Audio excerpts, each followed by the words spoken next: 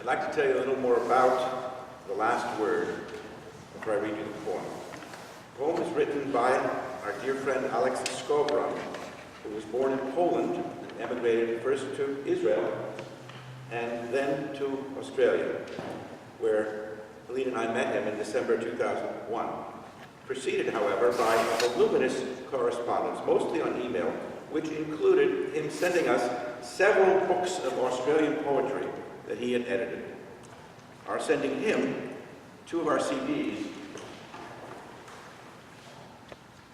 Songs of Love, and more Songs of Love, which he then wrote glowing reviews of that were published in the New Music Connoisseur.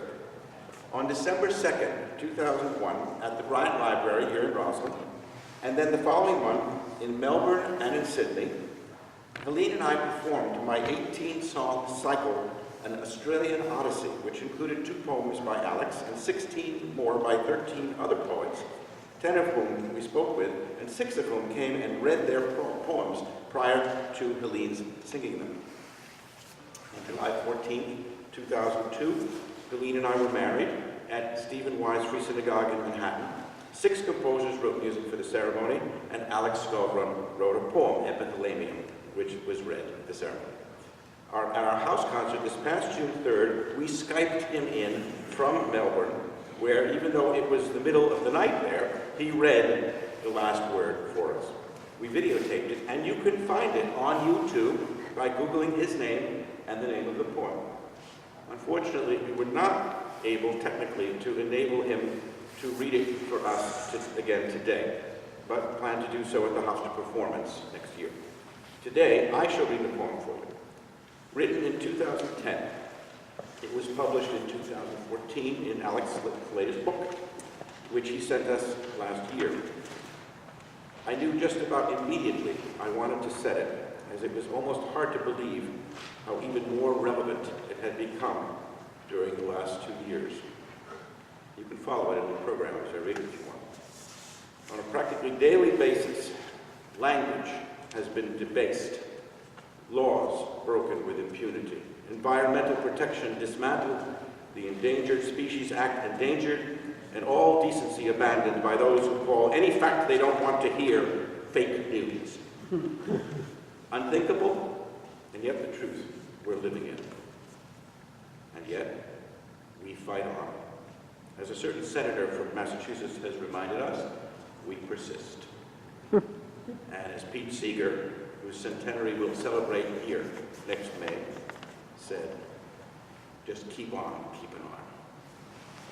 Here's the poem, which I just noticed actually in this book, where most of the poems are flush left.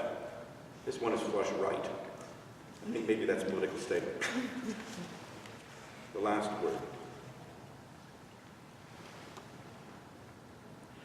On the day the last word was used up, we scoured the streets, combed the countryside, desperate to locate one another.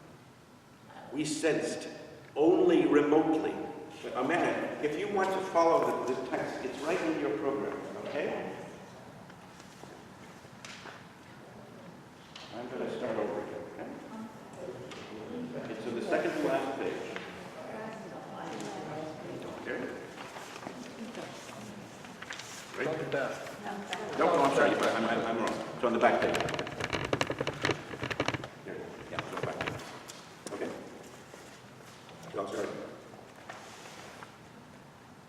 On the day the last word was used up, we scoured the streets, combed the countryside, desperate to locate another. We sensed only remotely the purpose to which we might put it, yet understood that the alternative was unthinkable. So much had already become unthinkable as we struggled to retain our composure in the novel darkness that had drifted onto the land when the last word vanished. Who now was to say what the coming days would reveal?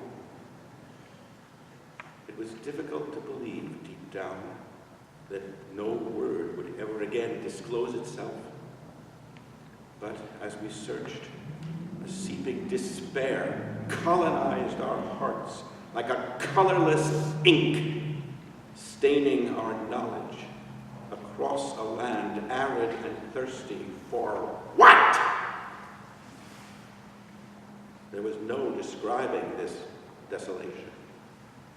No adequate gesture, no touch, no simile, fresh from the realm of thought, just a melody, circling the unaccustomed dark, burning its song into a speechless